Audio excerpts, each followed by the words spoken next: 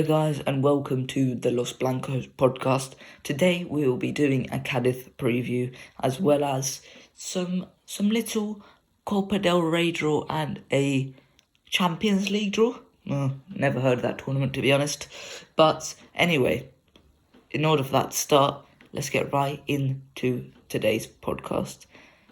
Okay, so the first part of today's podcast, we will be doing a preview for the Cadiz game. Now, firstly, we don't normally do previews first. We normally put it to the end, the last part of the podcast. But today, I've decided that we should probably do it first, as the draws. It's a bit more like you see it as a contextual thing with the draws. So I think that would be better for last. So I'm going to start with the preview today.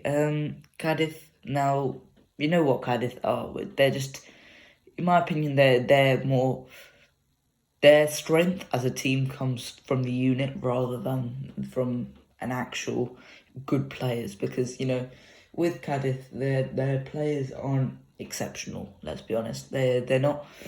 They're not brilliant players. They're not, they're not subpar. They're not like La Liga 2 standard, but they are half decent players who are playing in La Liga. But one thing you can say about Cadiz is that their unit strength is fantastic, and their ability to play as a team is very, very good. So you can't go to them and expect an easy game, because one thing Cadiz will give you is a difficult game. They've given other opposition difficult games this season, so we've got to be ready for that. So what is your knowledge of Cadiz coming into this game, and maybe some contextual knowledge, because there are some half-decent players there, such as Anthony Lozano, who used to play for Barcelona, Alvaro Negredo, obviously. So they're not too bad, but their players aren't extraordinary. So what is your contextual knowledge coming into this game? Yeah, like you said, the good part about this is that we can actually get away because their players isn't quite as good as other La Liga players, and they understand that we can actually get away with having so many players out. So because, like you said, they're very hardworking. They're a hardworking unit, that works hard off the ball, on the ball, to cater for their lack of quality. Of course, Alvaro Negredo is actually a good finisher. If you compare that to, other Liga players, he being one of their main players, their star players, it's a bit disappointing, for them. Not in a negative way. I mean, if you play against Real Madrid, and of course, Alvaro Negredo is one of your main players, and of course, Madrid will always be favorites for that game. But like you said, it's not much you can actually analyze about them. They work hard off the ball. Against Madrid, they would sit deep and absorb a lot of pressure. So I know against last year, I think we lost that game actually. That game we had lots of chances. However, they had lots of chances also, and Copa had to make many saves. So it's definitely a game where I'm not concerned about, but I'm not going to take them lightly because of last year's scoreline, which was 1-0. We don't like I said, we lost that game, and they actually hit us on the counter attack a lot, so we actually have to watch out for Cadiz on the counter attack, because they do have fast players and they do have energy, to burn, because they only play one competition, and of course they play in the Cup as well, but they only play in La Liga. Yes, so let's get into our starting 11s for this game. Now, normally we would do what team should go out there and play against the opposition. We have an idea of who's going to play this game anyway, because of Carlo's pretty much comments. So we know what that's going to be. So, today I think we should just do what we think should be the starting 11 from the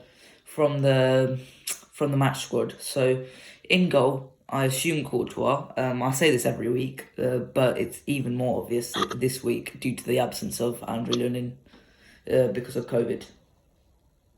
Yeah, definitely. Yeah, so right back, we're going to go for, there's a difference here. There's a little bit of a problem with Carvajal, muscle injury. So, there's options. We've got options here. Maybe bring in Lucas Vazquez right back or Nacho right back. So, which one have you gone for? I actually would go for Lucas Vazquez as the fullback because I would explain this later. However, because Carlo Ancelotti basically has a dual start on the wing on the right hand side, so I assume that he's gonna come and feel a lot. So we will need a fullback who can definitely stretch the pitch a bit and actually play on both sides of the game. So I think Lucas Vazquez can do that better, Nacho, basically. So I'll go with Lucas Vazquez. Yeah, in this game, Lucas Vazquez isn't going to really be exposed for his defensive ability. So, you might as well use him, and maybe his crossing ability would be quite useful against the Cadiz defenders, and ultimately their left back and their wingers, we would be able to overload them because of Lucas Vazquez coming up and attacking them. So I think this is the game for Lucas Vazquez to play out right back. There was a lot of rumours that Lucas Vazquez would play right wing and Nacho would be pushed to right back, but I think this game Lucas Vazquez right back. So the two centre backs, who have you gone for? I think that we should stick with Alaba and Militao for this game. If, for example, the game gets tight later on, I think you can push Vasquez up the pitch and have Nacho at full back. So for now, I would stick with Militao and Alaba. I don't think there's any need to switch it up. Yeah, I agree. There's no need to switch up this game. Nacho, there will be a natural rest after this week due to the winter break. So there's no need to rest them this week. I think they looked completely fine in their last game against Atleti. They looked, muscles. Their muscular problems. There were no muscular problems following that match. So I think they should be playing this game. Left back, Ferland Mendy, or is it going to be a Miguel appearance for you? Marcelo is not available due to COVID as well. Yes, Marcel is unavailable as well, and you have to remember Carlo Ancelotti isn't the type of coach, to make heavy rotations, especially now that there are so many players out. So I think he would stick with the main players who are natural starters, and then make the adjustments after. So I think Mendy will maintain his spot.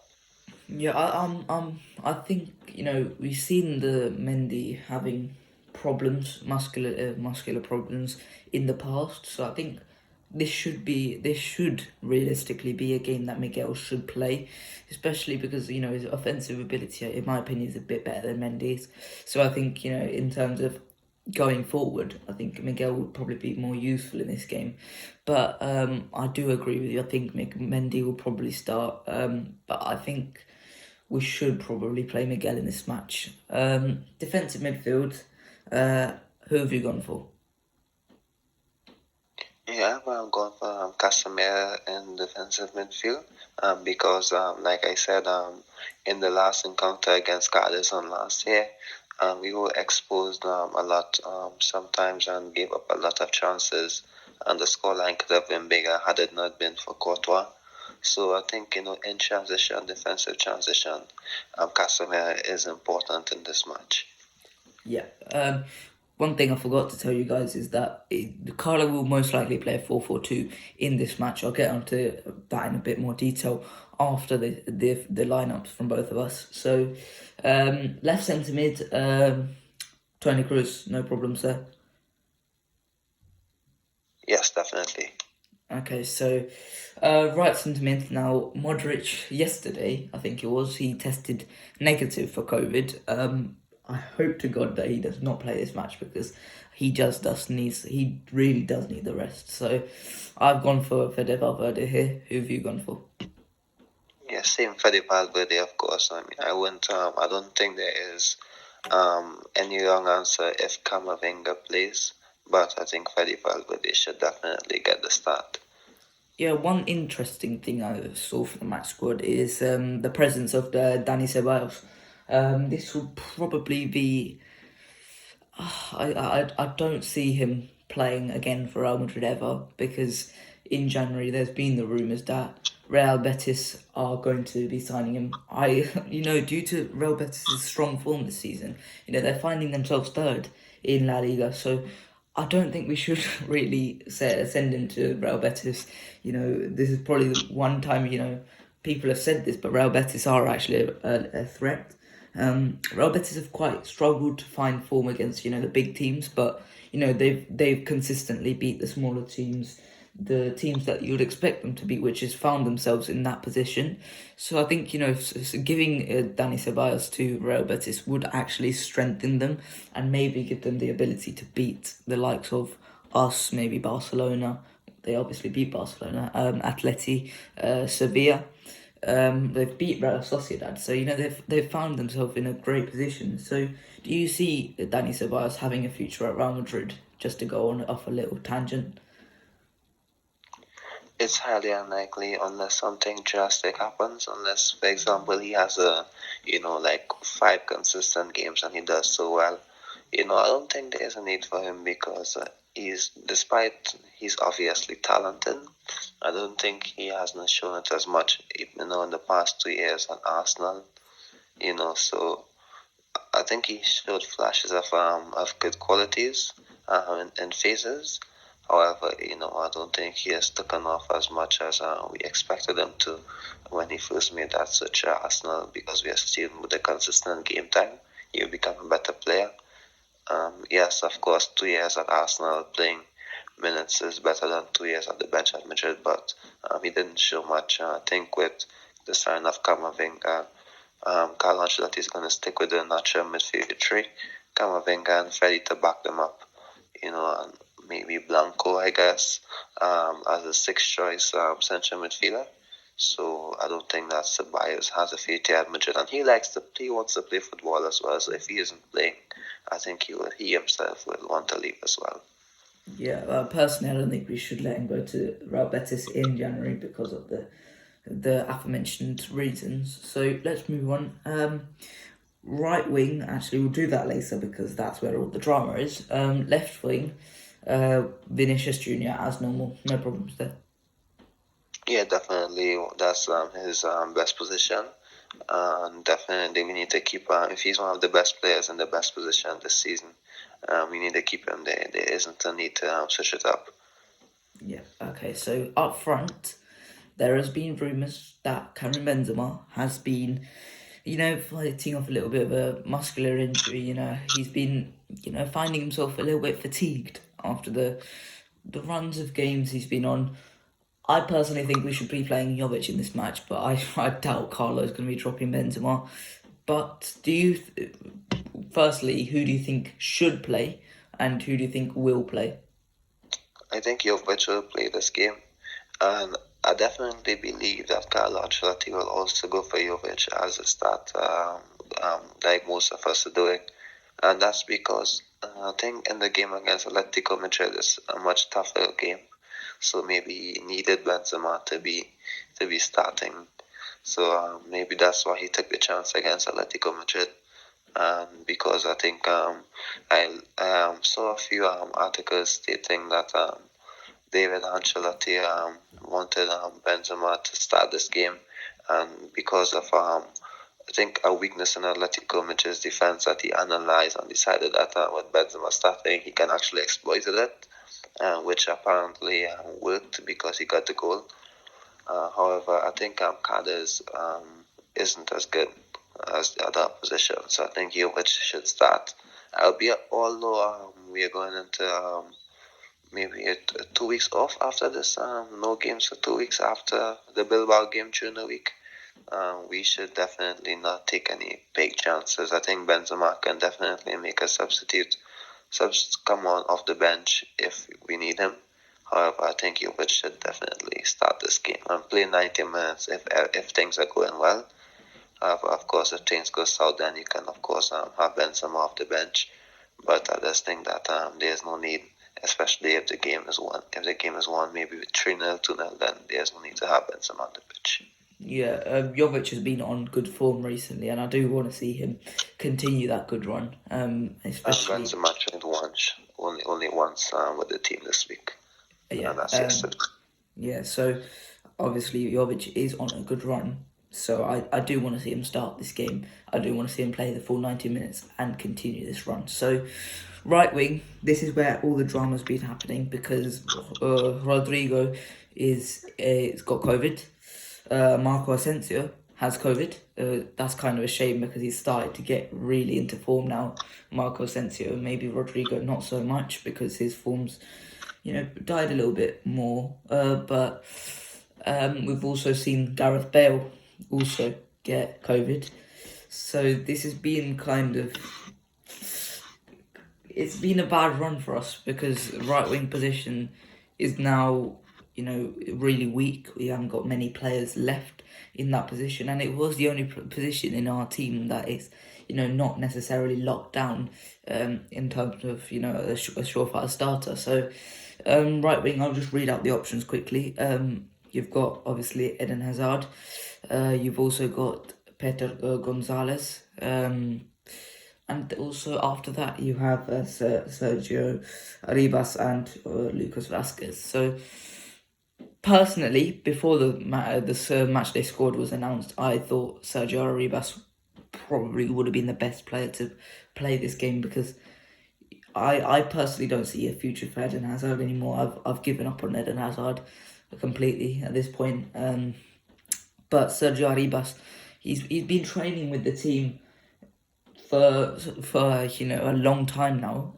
I felt like this game was probably better for him to play, and I personally think he's more talented than Peter Federico, because I just think that his control, his dribbling, his flair, his anticipation, his mental ability, and his finishing is so ahead of the third division. And let's be honest, it is the third division, but he's a fantastic player, and he's genuinely one of the best talents to come out of Castilla in a long time. You could say he's the best since maybe Hesse, maybe Alvaro Morata. This is a kid who is a graduate of his age. He's genuinely one of the best players to come out of Castilla. He's better than Peter Federico, my opinion. So I thought Arribas would play, but no Arribas in the matchday squad. So it's between Peter Federico and Eden Hazard. So who have you gone for here at right wing? Firstly, Ancelotti confirmed that Hazard will start. And I know that he said that maybe Ancelotti might go with a 4-4-2 because some reliable journalists and reporters actually said so. So maybe he might go. He might switch it up a bit, and you might see Fedi playing on that side of the pitch in a 4-4-2. But in terms of a 4-3-3, I would definitely go with Hazard. Because of course Ancelotti did say it as well. He did say Hazard will start. So I would go for Hazard. And if it's one thing about Hazard, even if we play 4-4-2, and I'm seeing that Hazard will be the striker alongside Benzema, Jovic, and Vinicius and Cooper left, I think you should play Hazard in the wide left position and Vinicius on top with Benzema. But in a 4-3-3, we would go with Hazard, and I would expect Lucas Vasquez to be dominating that pitch with his stamina up and down if Hazard keeps coming in field. So I think Hazard being at that side of the pitch can definitely be influential, picking up those pocket of spaces, trying to find a goal and break down Cadiz. So I think playing Hazard isn't a bad thing. And of course, I don't see a future for Hazard at Madrid. However, he said many players are injured. The three first choice players for that position got COVID, which is weird in my opinion. But Hazard is there. I expect him to, have a decent performance, not an amazing performance, because it's not much as we're all expecting at this time. But of course, if it's between Hazard and Petter, I think Hazard should start and maybe Petter off the bench, for maybe the final 30 minutes, because there isn't any other options available, if I'm being honest. So we have to use them. It's only Vinicius, Benzema, Jovic, Hazard. That's the only four options on top. So we will need to make an attacking switch, because I don't think Hazard is going to play for 90 minutes. The Belgian coach always says he can't play 90 minutes. So I just think we need him for the start, and then a substitution must be made. Maybe Carlo might have Nacho come on, and then Lucas Vasquez push up. But I mean, I don't know. I would much prefer Petter over Lucas on that side of the pitch, because I think his dribbling is much better, and he's a bit faster despite his age. But I just think that maybe we should just give him a chance. He's in the squad, and should have to see something in him. So I love to see youth players have an opportunity as well. So I will go for Hazard, which is your first question. I'll go for Hazard. Yeah, Hazard's confirmed to play this match. Obviously, I said we're going to the 4-4-2 in a second. Now we're going to talk about the 4-4-2 because it's pretty much guaranteed that Fede Valverde was going to play right mid, and Hazard and Benzema will be starting up top for us. Hopefully Jovic plays. I don't want to see Benzema in this match because I do want to see Benzema in this match. That's probably the wrong choice of words, but I'd rather see Jovic because I want to see him continue the good form. But in terms of Hazard, let's quickly talk about Hazard before we finish this up and move on to the next section of the podcast. In terms of Hazard, I don't see a future for him at Real Madrid. This could be one of his last appearances for Real Madrid because in the summer, there's been reports that West Ham made an offer for him. I don't see why West Ham made an offer for him because West Ham currently, in my opinion, is above him. You watch West Ham every week, you would slow West Ham incredibly down. You see how they played, they play really direct, they play quick football, quick counter-attacking football, quick movements. Hazard would slow them down and, wouldn't play exactly to their strengths. That's where Jesse Lingard played really well for them because, he supplemented that. Hazard would not play well, but that's enough about West Ham. Back to Hazard. Hazard, it's not working for him at Real Madrid anymore. Carlos just clearly is not trusting him whatsoever. I do get why, because ultimately whatever he does, I've said this before in this season, whatever he does can be matched or bettered in with other players. Goal output, you can better that with Asensio, Bale, even Rodrigo. Assist output, you can better that with Rodrigo, maybe even Asensio. Work rate, you can better that with Asensio and Rodrigo. You can match anything that Hazard can do, and one thing that he could do that the other three couldn't anymore is dribbling. But he's lost that. He's lost his pace. He's lost his strength. He's lost his agility. That famous slalom runs that he used to do, they're gone. And I think, that just ruins Hazard because, that gets rid of the uniqueness about him. And that was the thing that made us pay the 120 million for him. That's what's gone from Hazard. That's what's, got rid of him. That's what's made him just another player, not the player of the, not a player that was considered, maybe the best player in the Premier League over the last decade. That's a compliment that people don't take lightly. This guy is done. I'm telling you right now, I just can't trust him anymore. So, what is your opinion on Eden Hazard, and do you think he has a future at Real Madrid? Yes, and to make that quite simple, you can just say Eden Hazard now is like Vinicius losing his speed. Is like Vinicius without any speed. So that's what he is at this time. So it's difficult to see him having a future at Madrid. I think that everyone in the board needs to come to a conclusion and find a solution to find a new club for him in the most respectful way. I think the only way I can see Hazard staying is if there isn't any suitors for him, and with Bale leaving and Isco leaving, Marcelo leaving, I think that's a huge amount of players clearing up the wage bill. So I don't think Madrid will be in any kind of rush, to try and force him out. So that's maybe could be a lifeline for him. That maybe so many players are leaving that Madrid won't bother to force the player out. Maybe the following season that might happen. However, the player definitely isn't the same as the 2018-19 season.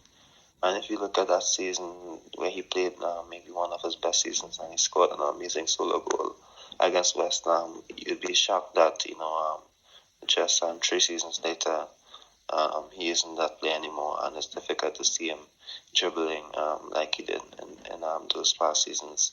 And if you lose your key traits, definitely you won't be successful at Madrid, because Madrid definitely needs you to be at your best 100%. And I don't think that if you look at Hazard now, he wouldn't be a player Madrid would sign. So why should he be a player that we should keep?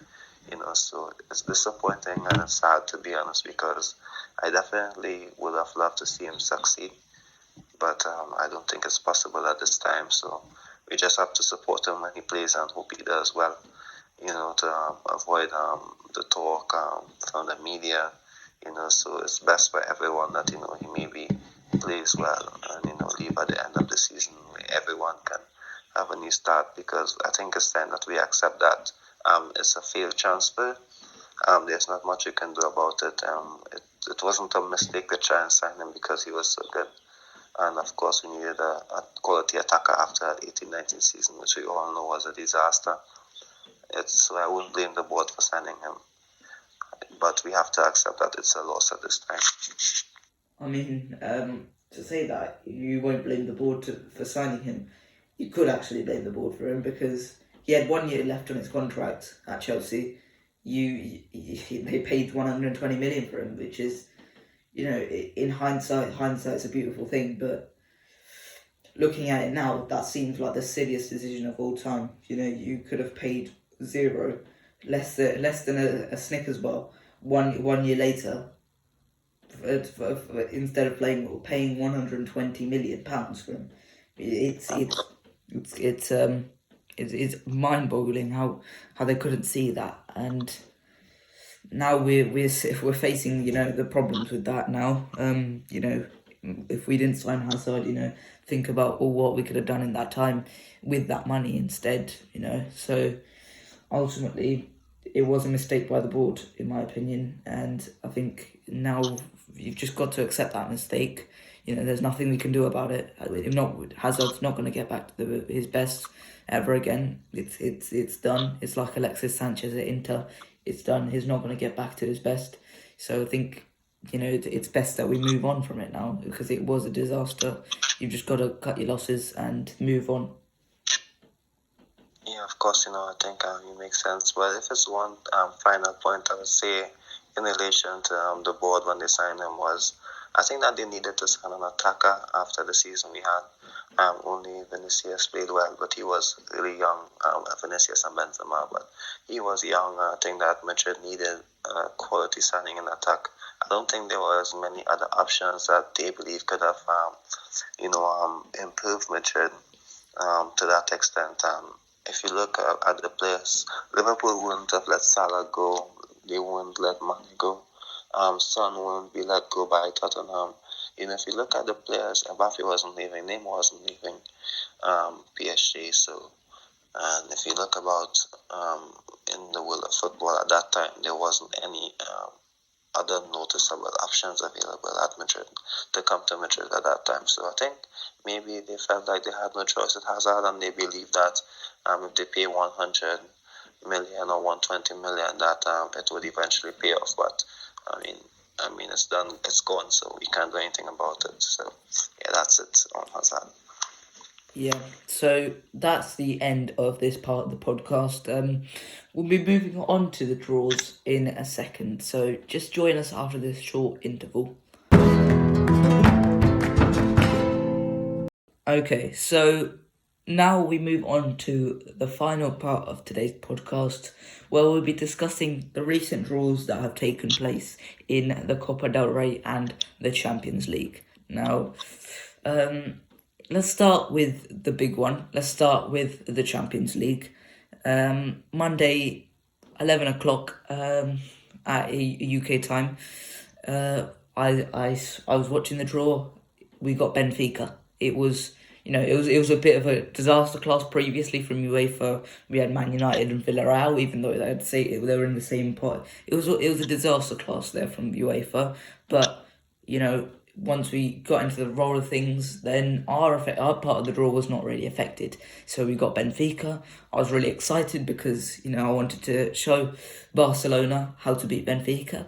But it was later announced that the draw would be redone due to the mistakes that UEFA had previously made.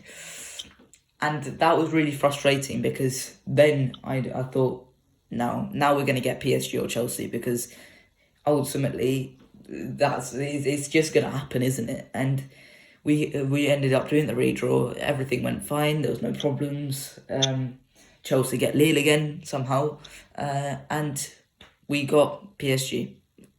That happened, and ultimately that's just really disappointing. After you get Benfica, I'm not saying that we won't beat PSG, because I personally think we are a stronger team than PSG right now. But if you get PSG after Benfica, you're going to be really annoyed. You're going to be really annoyed at the draw, at UEFA for just doing this again, because it's just unfair. Because it's not unfair, because that was the whole point of the redraw. But it's just it's annoying, and that's the problem. So, what do you think of the draw and then the redraw from UEFA? Yeah, like you said, it was disappointing from UEFA. Of course, it's a shame that it happened. And I think Benfica would have been the better team for us to play. Of course, everyone knows that if you support Madrid, you'd want to play Benfica. Unless, of course, you want to see a big match from Madrid early on, which maybe could have come in the quarterfinal or the semi-final. However, I just think that, playing against PSG early in the season, that it could be 50-50. Yes, we are better than PSG now, but you never know what can happen in a few months' time. We never know. With individual quality, you never know what can happen on the pitch. So you would definitely want Benfica. They have a lot of talented players as well, but you would definitely want Benfica, because Madrid can definitely, let's say, beat Benfica 3-0 or 4-0 in the first leg, and have an easier second leg. You're not going to get that at PSG. And I'm not underestimating Benfica by saying we can beat them 3-0, 4-0, but it's a possibility. It's a bigger possibility than beating PSG by that scoreline. So PSG will be obviously a difficult opponent. There's so many storylines. Of course, with Sergio Ramos coming back and potentially playing in the Santiago Bernabeu against us. Along with Sergio, you have Angel Di Maria, Hakimi, and definitely Keylor Navas, who always gets a good reception when coming back to Madrid. The last time he came back. And we also have Messi coming back to play against us. And there's also the talk of Mbappe as well. What will Madrid do? What will Mbappe do? Will they wait until after the match to start negotiating? Or will they try before? Will he be a quote-unquote Madrid player before the game has even started? So there are many storylines, there are many events that can happen from now until that game. It's 2 months, a little under 2 months before the game has started. And you may wonder if, for example, the amount of players we have out now due to COVID, if that had happened, a week before PSG or a few days before PSG, that would be so disheartening for us. So I hope that something doesn't happen similar to that closer to the PSG game. To definitely hinder our chances like that. That's why I say 2 weeks is 2 months is a long time. So we definitely have to wait and, do a better analysis coming closer to the match. Yeah, we'll obviously do our previews before that match, that big match, I must say. But in terms of previous meetings, last meeting it was a 2-2 draw at the Bernabeu. Fede Valverde starred in that match. It was an absolute brilliant performance from him. Before that, Hazard did well as well. Yeah, I remember that. Hazard did well. That was, he showed his dribbling skills as well. It was the final time he probably did that in a Real Madrid shirt. And then the previous game before that, 3-0, that was probably one of the biggest turning points in Thibaut Courtois' Real Madrid's career. We also, Di Maria came back to Real Madrid and just damned us. He properly, he really put a sword in our hearts. But before that, even before that, we obviously had the Ronaldo against PSG when PSG were favourites for the Champions League. They were, widely considered the favourites, and it was the 2 times in a row champions against the favourites in the Champions League, and we just completely demolished them. We just didn't allow them to play whatsoever. So it was a fantastic game, that was. And you've got to go back a little bit further for the previous meeting. It was in 1997 in the UEFA Cup, I believe. PSG came out winners in that one over the 2 legs. So, fair bit of history between the 2 teams, most recent history anyway.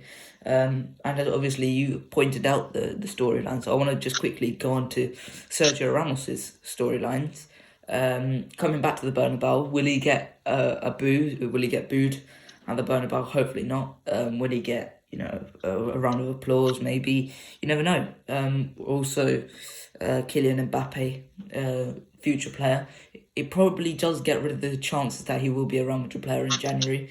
This match, because PSG ain't gonna want to have that playing over his mind in the match of February time. So I think they'll probably want to say to Kylian, don't sign the pre contract in January. Just let it happen after the match. So that will be an interesting storyline. We've also sorted out Messi quite a few times. Casemiro pocketing him on several separate occasions. So it will be a very, very tasty match. It is the highlight of the round, because you've got other games, other interesting games, but this is the blockbuster game of the round.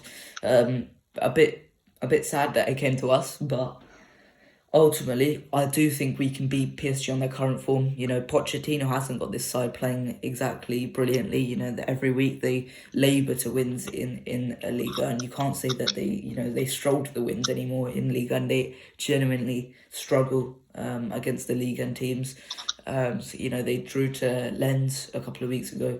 They won against Monaco, but that was quite labouring fashion. They just didn't have the team play, and ultimately came down to individual play from PSG, and individuals rubbish from Monaco. So that was quite interesting, and it'll be interesting whether in a couple of months' time PSG will have it sorted out. PSG will have it, the team clicking, whether Messi, Neymar and Mbappe will actually start playing well. And Neymar is actually a doubt for this match, because that injury he picked up against Saint Etienne, where it was quite a horrible injury, where he's rolled over his ankle, and it wasn't most pleasant to look at. So hopefully PSG haven't got things working out by then, because if they do, then they will be the best team in Europe. They have the most quality in Europe, definitely. So I think ultimately, if we can beat PSG in this current form, we can definitely beat PSG in this current form. But I think people go back to the summer. If we go back to the summer, I want to pose a question to you. Do you think we would be winning the Champions League if we had Kylian Mbappe, considering the fact of our form currently, and the difference in quality between us and the top teams, maybe a Man City, Bayern Munich, a Liverpool? So do you think we would win the Champions League if we had Kylian Mbappe from the start of this season? Yeah, definitely, and I say that and I just say that off the bat, because I believe that this team, of course, isn't maybe you can say as good as Bayern Munich or Manchester City. Let's just say on total quality and attack. If you add Mbappe to this side, this team actually goes to another level, in my opinion. And I think in a coach with Ancelotti, who can definitely adjust, you can say, to the opposition, and make tactical switches according to the opposition. I think with the quality Mbappe can add to this team, we would definitely have a better chance, you can say, of winning. I still think we have a chance of winning even now. However, it's a bit lower, and I think there are still teams ahead of us, but that doesn't mean I don't think that we can win, because whenever Madrid plays, no matter the opposition, no matter how bad we are, in past seasons, I would always, try to find a way where I say, this is how we're going to win this game. And I think that under Zidane, when we won the Champions League 3 times in the final year of Zidane, when we won in 2017-18, there were teams that were better than us. And I was still thinking to myself, this is how we're going to win. And the team won, even when we were dominated. So when Madrid play, I always find a way for us to have an advantage. And there's always a way for Madrid, and you can't write them off per se. But definitely there are teams ahead of us, but that doesn't mean we can't win this season. But if you add Mbappe to that, I definitely believe that our chances go way higher. Yes. So let's move on to the other draw, the Copa del Rey draw. Not many people paid attention to this draw. So it's going to be a small team, isn't it? It's always going to be a small team. That's what people thought. We come up against Alcoyano. Now, if people can't remember, we got knocked out last year. But to who? To a little team called Alcoyano. Oh wait, I just said them. And it does bring a bit of bad deja vu to us. It's a tournament we haven't won since 13-14, I believe it is. Since Carlos' first stint as Real Madrid manager. So, I would quite like to win this trophy. It was the one trophy that Zidane eluded Zidane under his tenure as Real Madrid coach. And I think, I do want to quite win this trophy because, you hear a lot of Barcelona fans, when talking about who's the biggest club of all time, they say, oh, well, we've won almost as much as Real Madrid.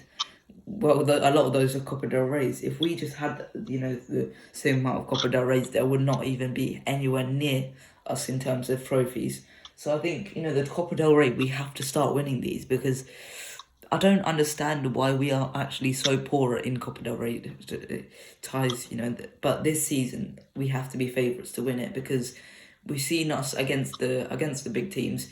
We've just battered them every time. Not in terms of scoreline, but in terms of actual just, throughout the game, the other team, although they might have had more possession, we've always just seemed in so much more control than them. And I think this season, if we come up against Sevilla, I'm confident we can beat them. If we come up against Atleti, I'm confident we can beat them. If we come against Barcelona, I'm confident we can beat them. But in terms of Alcoyano, I'm not sure because last season we had the same problem. We were thinking, I'll win the Copa del Rey this year. No, we didn't win it because we were complacent against Alcoyano. They come up to us, we go to them, and they put 2 goals past us, and we are unable to match that. So, what are your thoughts about playing Alcoyano for the second time? Yeah, of course, they beat us last year, but I don't think that means that we need to exactly change how we normally start the Copa with players who isn't getting much game time. I think that despite the fact we lost on last year, I think we definitely can say have a better squad. Players are getting better. And I think can definitely say, players need to get their chances in this game. You can talk about Camavinga and Fede Valverde, who isn't starting as much games as we would like. These are the games for them to, to build confidence. These are games that, for them to, start to understand what Ancelotti wants more from them. So I think, despite the fact that it can be a potential banana peel, there isn't a need for us, to play our best, or all of our best players, I should say. I think that you can definitely say, Rodrigo and Asensio are our first 2 choice on the wing. There isn't a need to play any of them. There isn't a need to play Vinicius, and because there are so many options who can play at this time, I think Hazard can play as well. There are so many players who can play, and I wouldn't mind at all, Camavinga, Isco and Valverde, or Isco or Blanco, anyone playing in that game. I think we'd have the quality to beat Alcoyano. Jovic as well. Lunin needs game time, so the game against Alcayana should be his.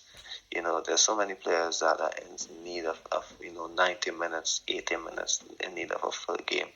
And I think I think that's one of the bad thing about one leg in the cup. I would much like to have two legs so that we can definitely give more game time to our players. But with one leg, I just think we would need to have first team players maybe on the bench just in case things go south. But I think that we should have the quality to beat them. Without Vinicius, without Benzema, without Alaba and Militao. So definitely believe that they shouldn't play that game. But definitely we should be more careful and maybe have some like a quality player on the bench and thing in case things go south. Yeah, so I mean, there's not much else we can add to that really. We'll obviously give the previews before that game. When is that game roughly? Do you know? Actually, I didn't. I think I know it's in January. Yeah. I think it's after the Super Cup. I'm not too sure if it's after the Super Cup, but it's next day. So not too sure exactly when. Yeah, same. I'm not too sure. We'll obviously give the preview before then. But I think that should be it from us this week. No podcast next week. It's Christmas weekend next week, so you guys, we'll both have a little break for next week. As well as Real Madrid for the Christmas break. So, as with ever, thank you guys for listening. I hope you guys enjoyed, and I'll see you next time. Bye-bye.